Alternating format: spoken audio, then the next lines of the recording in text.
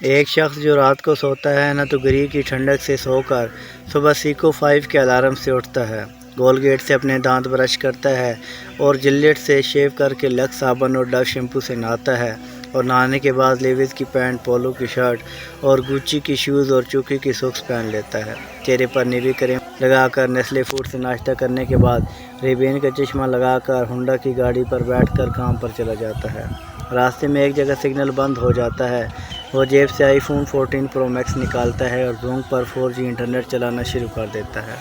اتنے میں سبز بتی جلتی ہے اور آفس پہنچ کر HP کے کمپیوٹر میں کام میں مشغول ہو جاتا ہے۔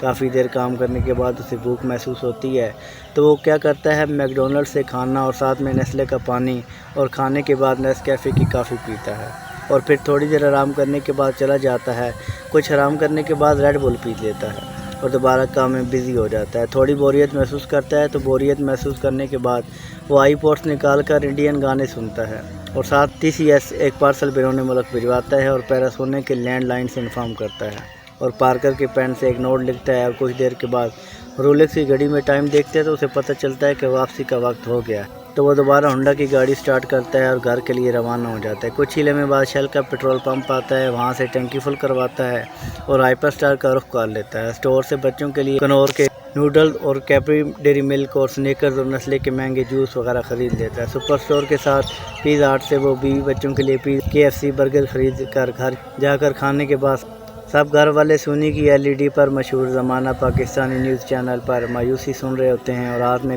کوکا کولا پکڑی ہوئی ہوتی ہے۔ خبر آتی ہے، ذرا دماغ کی کھڑکیوں کو کھول کر سنیے گا۔ میں نے مسلمانوں میں پاکستانی خبر کیا آتی ہے؟ خبر آتی ہے کہ اسرائیل نے فلسطینیوں پر بمباری کی ہے، اور یہ سن کر وہ آگ بگولا ہو جاتا ہے اور اونچی آواز میں بولتا ہے، اسرائیل اتنا طاقتور کیسے ہو گیا؟